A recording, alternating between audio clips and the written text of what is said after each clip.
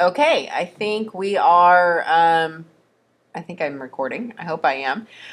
So you've come back from break, and your sub is probably thrilled at hearing my mellifluous voice.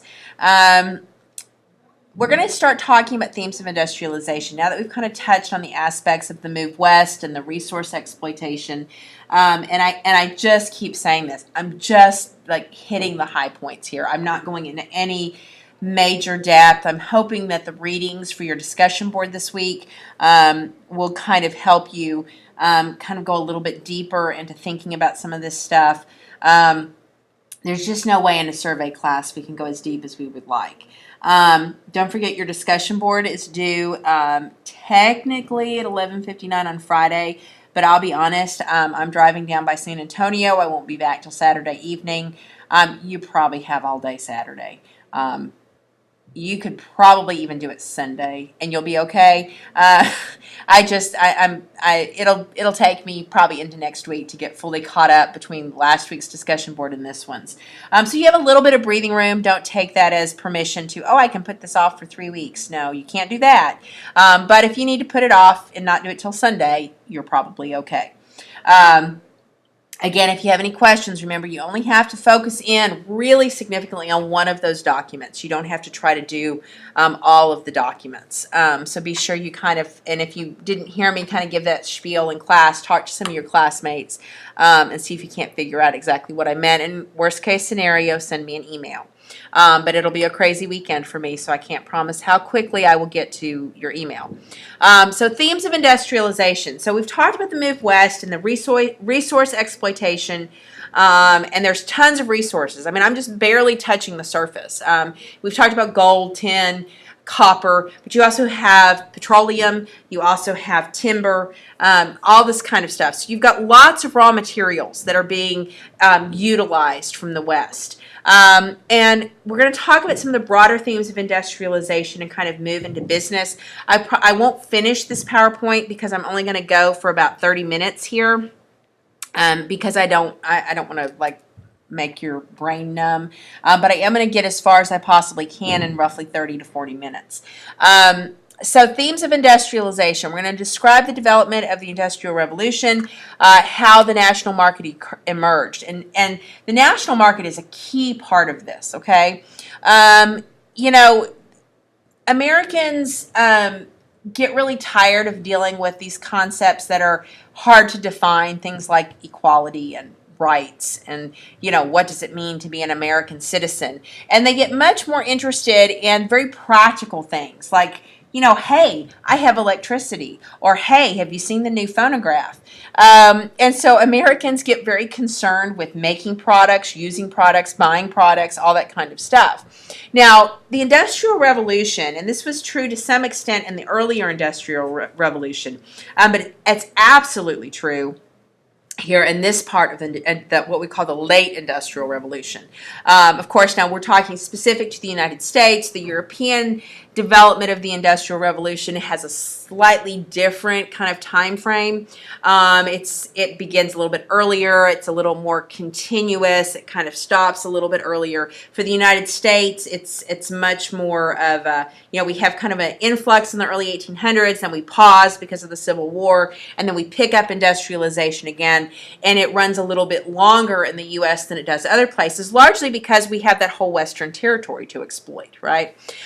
Key aspects: urbanization. Urbanization is the process of moving into a city.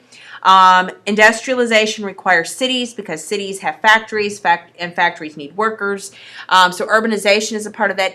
Immigration and migration. You cannot separate industrialization without considering the fact that the United States is this promise of opportunity for immigrants. Think about the Lazarus poem in the readings, okay? Then with that, this promise of, come to America, find your opportunity, have your chance to make your way.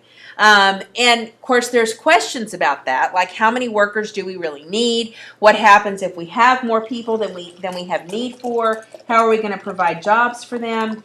All of these things become real questions, right? And so you're going to see that you have lots of immigrants, you have migrants, the people that are having trouble making it on the farms, and you still have minorities like Black Americans, and then the emerging Mexican immigrants and Mexican Americans, Latino Americans, that become a part of kind of this immigrant pool as well. So this begins in the late 1800s. And so this question about immigration that we hear currently in politics is actually not a new conversation. We've been having it for quite some time. One of the big other developments, and I kind of touched on this when we talked about mining and ranching, is the development of the corporation. And having financial flexibility, and the stock structure and the corporate structure allow people to do that. Of course, you have the development of resources like iron. You have the development of resources like petroleum. Petroleum becomes hugely important. Initially as kerosene for lamps. This replaces, petroleum will actually replace whale oil. Whales had been almost hunted to extinction at one point in the 1800s. And then they developed this petroleum, and they find a way to extract the kerosene, and they realize kerosene can be substituted for whale oil. And then, of course, as we develop combustion engines, we figure out how to make gasoline. So petroleum, which the United States still has plenty of in kind of the shale area, but also, back then it would just bubble up out of the ground. But we have tons of metals, I said timber, you name it. Not to mention the agricultural products. Patents, we begin to have this idea that you can own an invention. You can develop a patent, you can file it with the patent office, and if it becomes a thing, you can make money. This is where the light bulb comes in. You have a lot of corporations that invest heavily in research and development. Thomas Edison's Menlo Park is just one of those. You have many corporations will start to focus in on creating their own research and development category or divisions where they can take their particular area of specialty and really kind of make it better. And of course, after the Civil War, you have government support with the land grants. You have that kind of encouraging thing, public universities to expand educational opportunities. So it's not just for the American Indians that education becomes kind of the catch-all to create opportunity. They start developing colleges and universities all over the place. The Homestead Act, of course, and then of course the demand for products. As we have more people coming into the country, what you're going to see is that people want the products. They have money to spend, right? This is one of the benefits of industrialization. And while the Gilded Age does have a huge group of people that are incredibly disadvantaged, you also have a growing middle class. You're going to see that Republican control of Congress, not just during Reconstruction, but after, because the Republicans pretty much maintained control throughout the Gilded Age. Republicans are the party of business, and so they're going to encourage that railroad development. They're going to encourage policies and tariffs that encourage businesses to grow and develop. We're going to see lots of industries interconnected. The Bessemer steel process, you need to recognize the Bessemer steel process. Andrew Carnegie is the one that kind of brings that refined process for making steel. Remember, steel is stronger than iron, and I'm not enough of a chemist or physics person to explain all of that specifically, but steel is kind of this amalgamated metal that is much stronger, and this will allow for cities to start to build up, for us to have skyscrapers. And so Andrew Carnegie will perfect the steel industry in the United States, create U.S. Steel. He'll make a lot of money from that, so that's very important. Petroleum, like I said, this idea of kerosene. John D. Rockefeller will make money from the petroleum industry, and we'll talk later about social Darwinism and this idea. And really, social Darwinism goes back to England, just like the Bessemer steel process was an English invention. Social Darwinism comes from Herbert Spencer, and Herbert Spencer says that we can apply Charles Darwin's theory of evolution, the survival of the fittest mentality, into society, and that there's certain people that just aren't made to survive, and that people like, say, John D. Rockefeller or Andrew Carnegie are fitter, smarter, faster, more clever, and so they're able to be successful. And so this kind of feeds into kind of this American dream. I can move west and get rich, because now it's not just about I'm going to get rich, I want to own my piece of land, I want to have my piece of the American dream. Social Darwinism basically says, like, I'm inherently better than everybody else, okay? So that's a big part of it. It's also a part of kind of the superiority against American Indians, and kind of the attitude that they're somehow inferior because they don't develop and exploit that stuff the same way that Anglo-Saxons do, for instance. This kind of shows you the expansion of the railroad, and you can see the red is the expansion after 1870. Massive amounts of expansion, and as you can tell, most of it's westward. So that becomes hugely important. Ideas about society. One of the things about the Gilded Age is this conflict between the wealthy and the poor. And why are the poor poor? Why are American Indians living on reservations and not developing the land? Why are immigrants stuck in these jobs that don't pay very well, and they work in these horrible conditions? How does this work with this notion of equality and all men are created equal in life, liberty, and the pursuit of happiness? How does 1 + 1 = 2 in this story? And so you've got a couple of different ideas. One of them is going to be Andrew Carnegie and the Gospel of Wealth, that suggests that there are indeed individuals who are better able to exploit resources, exploit knowledge, and their exploitation of that is built upon education. And so Andrew Carnegie will suggest that wealthy individuals that have quote unquote made it, have an obligation to give back to society, to create educational opportunities for people to experience culture, experience, go to a musical, go to listen to a concert, go to an art museum, see what these things are, and that these finer elements of society will uplift people, right? And kind of help civilize people, and that this will create a level of opportunity. And I've already touched on social Darwinism. In John D. Rockefeller's view, if you were poor and working for a factory, not making any money, then it was just because that's what you weren't as good as he was. And of course, they don't ever account for the fact that these guys are making lots of money due to monopolies and through kind of these tacit ways that the government kind of encourages development through land grants and that kind of thing, and stock purchases and all that kind of stuff. This brings us to the problems of industrialization. If we truly believe in equality and fairness, right? If we believe in survival of the fittest, even in social Darwinism, then why do certain companies get to have an advantage? As companies begin to create monopolies where they're, basically controlling an entire industry, and understand that a monopoly, and we'll talk about different types of consolidation because there's two different ways you do this. But a monopoly is going to dominate one industry, and you're the one company that's very hard to challenge. The best example I can think of is Microsoft. And for years, Microsoft had to fend off anti-monopoly or fend off monopoly legislation or accusations because everyone kept saying that Microsoft had dominated the software industry.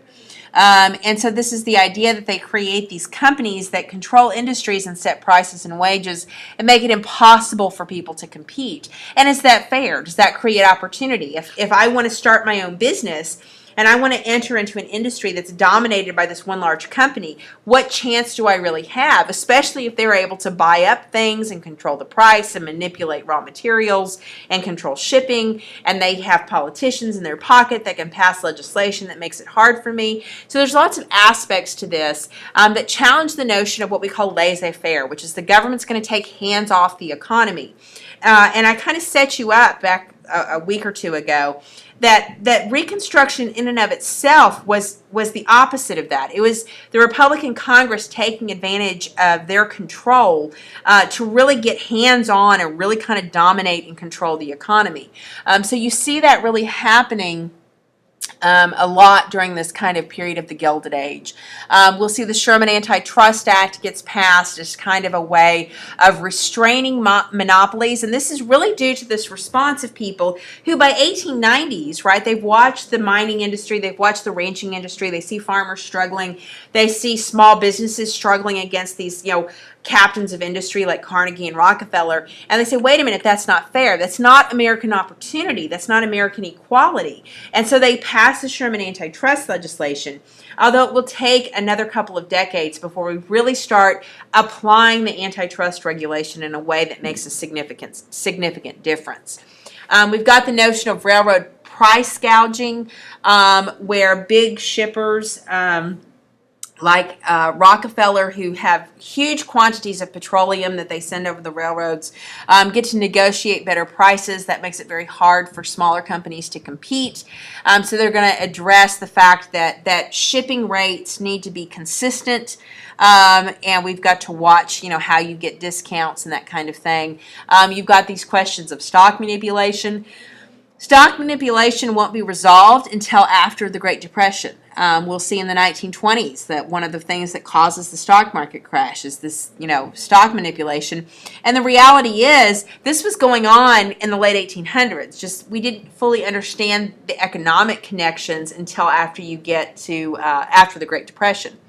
So you've got a number of depressions that happen. Notice they're happening about every 10 years. This is, kind of how, this is what happens with industrialization. You have these economic cycles. We have economic cycles even now.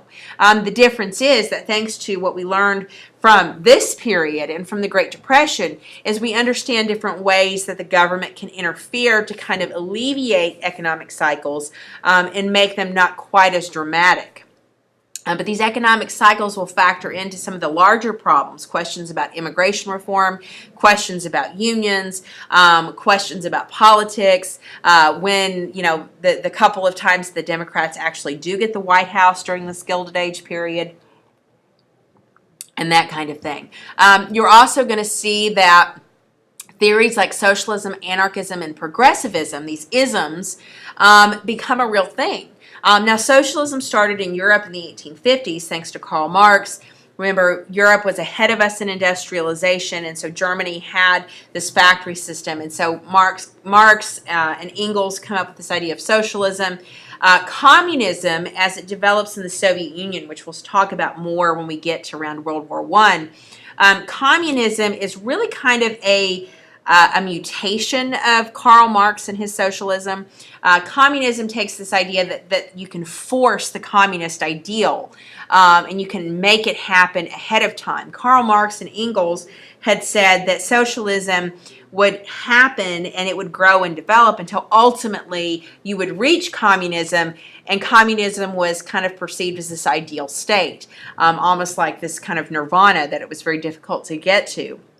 Vladimir Lenin and Stalin will then try to say, oh no, we can make it happen. So there's some differences. I don't want you to confuse socialism directly with communism because they're slightly different. So socialism emerges as an idea, and you need to understand, especially since we've got Bernie Sanders running for the Democratic primary, and he's known as a democratic socialist, right? So you need to understand that socialism was an acceptable theory in American politics, really up until after World War II. You had lots of people that thought, maybe socialism was the way to go, that the government could intervene to ameliorate some of the problems that you see just above this, which is the monopolies and the manipulation and the price gouging and the levels of inequality, that the government could step in and have a role to play. So socialism, in one degree or the other, was an acceptable idea. Anarchism was the big booger bear that everybody was scared of. This was the idea that we just get rid of government, that all government was corrupt, and it really doesn't have an answer.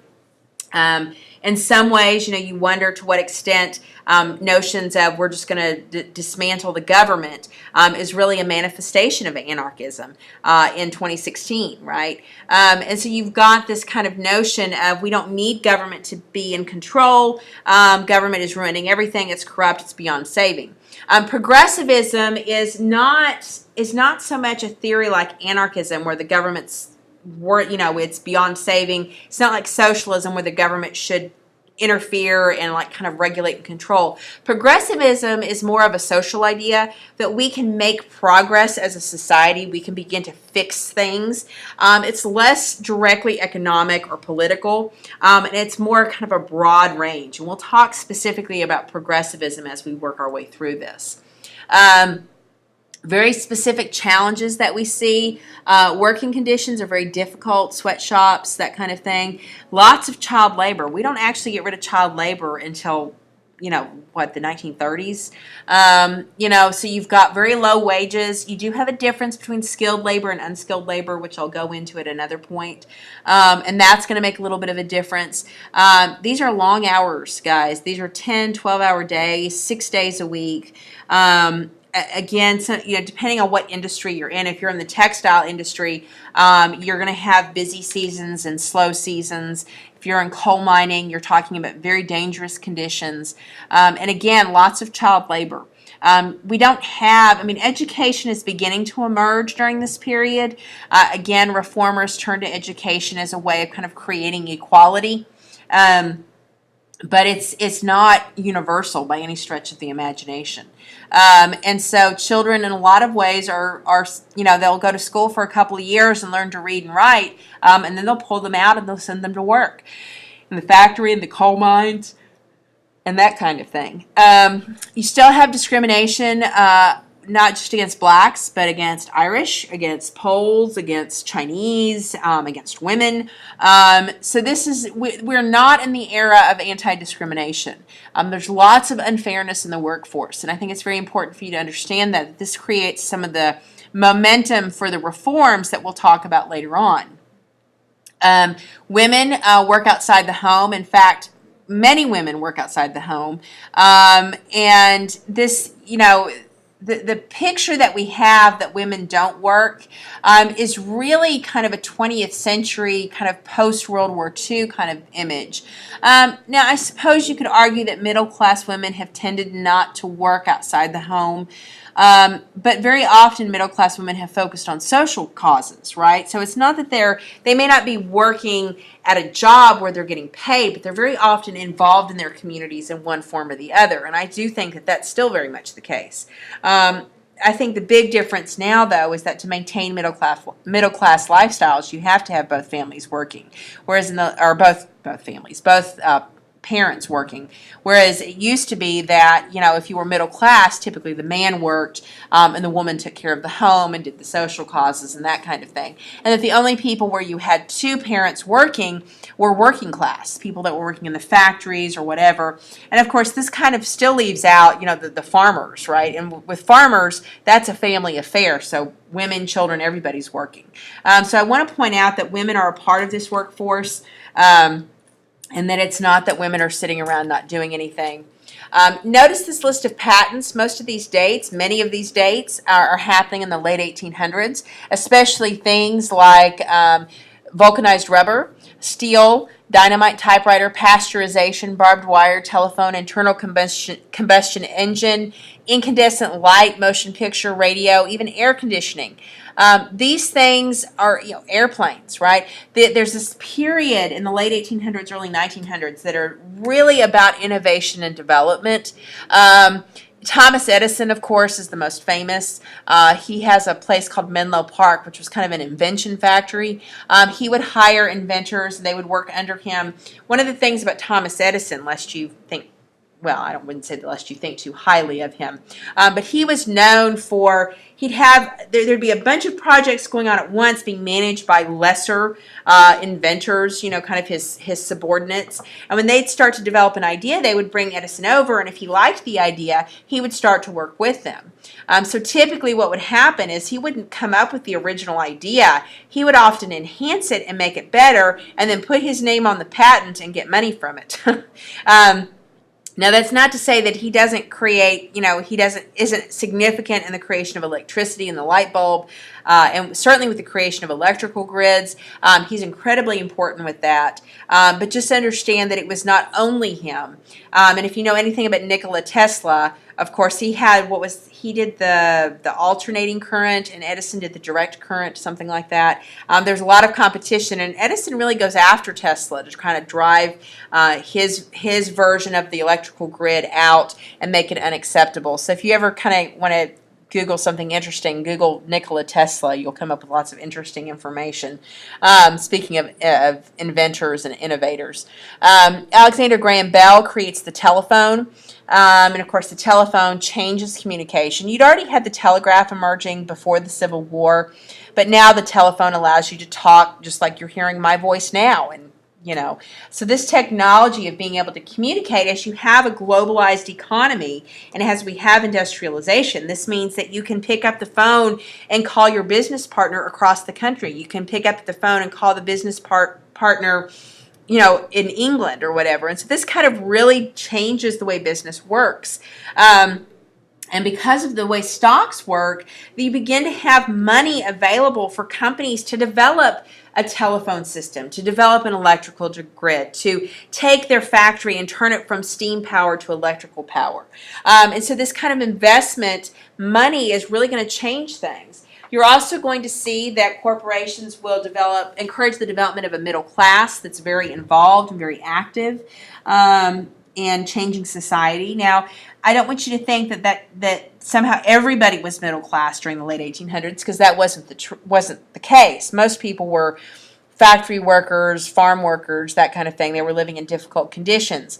But you do have a growing middle class because you have industrialization. And this growing middle class is going to be the driver of change, really for the progressivism, for this, we can make things better, we can fix the problems. That's where progressivism is going to come in. The middle class is going to like the capitalistic corporate system because they're being created because of it. And so they want to maintain that, but they also recognize that having this huge amount of poor and people suffering is not good either. So they start to be very concerned about fixing things. You start to have a national economy, national interests. You start to have kind of popular culture, if you will. You have the emergence of this national market where people are buying the same things all over the country.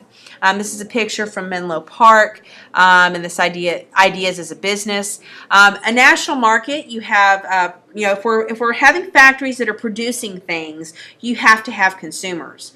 And you have to convince people that your product is better than the other products, so you start to have advertising. You start to have brand recognition. You start to have the idea of brick and mortar stores and catalogs and all of these kinds of aspects of consumer culture that we have today begin during this period of the Gilded Age. And even today, even with internet commerce, you still have, aspects of this national market. I mean, we can all go to Amazon.com and order what we need, but is that really that much different than the catalog system? Yes, obviously it's much faster, but it's, in a lot of ways, it's still reaching out to areas where maybe you don't have access to this particular store. Or maybe you don't have time to go to that store, so you can order it and it just shows up at your door. And that's absolutely what the catalogs did.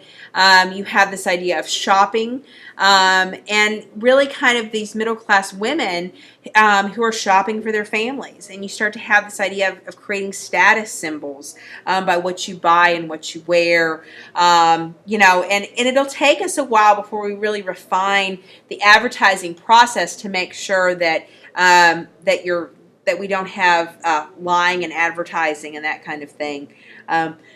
That's a process. The awareness of protecting consumers becomes a process later on. These are just some of the ads that would have come out during that period. Cameras, that kind of thing. Some of this stuff ends up being kind of gross. Bicycles become quite a big deal. And so again, I just want to be sure and emphasize how all of that works. I'm going to go ahead and start the nature of business and just kind of go a little bit for maybe another 5 minutes or so, and then I'll stop and you can kind of take a breath. I want to kind of introduce the idea of the nature of business and consolidation. This is a picture of Rockefeller. one of the things that happens with business consolidation is the creation of the captains of industry and the robber barons. In this picture right here, you can certainly see J.P. Rockefeller being depicted as like a king. He creates Standard Oil. Standard Oil is an oil company that really focuses on distribution of petroleum products, first kerosene and then later gasoline. And in the process of refining this distribution, he ends up controlling a lot of railroads. And really becomes incredibly powerful politically in every other way. And so you certainly see that these aspects of natural resources, inventions, communication, transportation, finances and stocks become a big deal. And then this idea of organization. How do we organize the corporate structure? How do we control costs? All that kind of stuff. So if I have any future business majors out there, this is where that comes in. Right? We really begin to study business as a way of managing costs and managing the way things operate. And of course, immigration is going to provide the labor pool that we need to develop all of this. And this kind of gives you an idea. I mean, labor conditions are not necessarily at the forefront of what businesses want to do. And I think... let's see, we're going to go back. I'm going to finish this one part.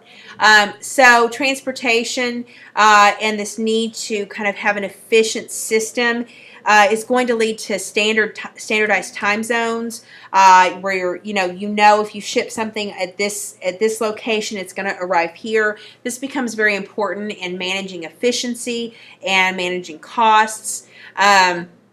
You're going to have, lots of management standards. Businesses are going to consolidate to reduce waste. So it really becomes, the study of business becomes a real thing. Again, this idea of transportation rebates, large volume customers receive a discount. The problem with the rebate system is not that, if you're going to ship, X amount, you're going to be able, because you're shipping so much more and you're a guaranteed shipment, we're not going to charge you as much. One of the issues that's going to happen is they'll have secret discounts. They won't be on the up and up about it. And so men like Rockefeller will negotiate special discounts that will allow them to cut costs and drive out competitors. And it will be impossible for smaller businesses to negotiate good rates because they're smaller and they don't ship as much. And so this idea of railroad rebates and controlling shipping costs will be an area that reformers will target in order to provide an increase of opportunity for other businesses. And the idea is that having more businesses is going to create more economic stability because it creates more job opportunity and the opportunity for more wealth. And so this is kind of what we see happening. Now, these rate and price wars will destroy the smaller railroads. So railroads will undergo consolidation as the bigger railroads and the bigger companies are able to buy up the smaller companies and create efficiency. But one of the problems of efficiency is it reduces, extra jobs. And so you have this kind of delicate balance of we want to have business expansion. Business expansion requires consolidation and standardization and management to control costs, to protect the profit margin so that they can then grow their business. But as we consolidate, standardize, and manage, we limit job opportunities, and it's much harder for people to find work. So you've got this weird kind of study with business that is actually very much a give and take kind of system. Remember that the railroad development will go, will start off very much as the land grant, kind of the government encouraging that. Eventually, railroads will be developed by private companies and foreign investors. And this will, because you're dealing with private people that want to protect their profit margin and you're not dealing with kind of this land grant system where you're almost guaranteed to make money, what you're going to see happening is that's going to encourage consolidation. And it's going to cause these barons, captains of industry, to really kind of dominate companies and make it much harder. So I'm going to stop here. I'm right at about 33 minutes. And we'll pick up when I come back next week talking about big business, economies of scale, fixed costs, all that kind of stuff, and go into detail on that. So you should have a pretty good picture of kind of the role of immigration as far as creating workers for the emerging industries. But then you also have this concern about, what if we run out of jobs? What if we don't have enough jobs for these people? How are we going to keep them happy? How are we going to create political stability if we don't have enough opportunity? And so you've got all these prevailing questions about how do we juggle all these different interests. We've got the overall theme of industrialization, growing business, growing opportunity, growing development, and yet we've got individuals, and how does all of this balance out? And so this is really the story of the Gilded Age, is trying to figure that out. So we'll finish talking about the nature of business next week. Look at the marginalized groups. Again, kind of pick one that really speaks to you, whether it's American Indians and the Dawes Act, whether it's the New South and kind of what you understand about whether the New South is really so new, this idea of the frontier and the opportunities or lack thereof, or whether you want to talk about the immigrant experience and what little bit we've kind of touched on and what their struggle is. So pick one of those that really appeals to you. Focus in on that specific document, and then write a response that's kind of broad and general. There's not one specific right answer. What I'm looking for is analysis and thoughtfulness in applying what I've been talking about this week with these documents, and how you see this fitting together, and this question of how do we create opportunity, how do we create equality, how do we create fairness, because this is the big question of the Gilded Age. So don't forget your discussion board. Email me if you have any major questions. Try to solve them yourself if you possibly can, because, like I said, I'm going to be very much out of pocket this weekend. And then hopefully next week we'll see a return to more kind of normal operations, and it won't be quite so crazy, and we'll kind of touch on all of that. So if you have any problems, email me. I am here to help, but you do, try to do as much as you can on your own. Remember, you are college students, and part of the dual credit experience is learning to kind of take care of some of this on your own. All right, so have a great weekend. Bye-bye.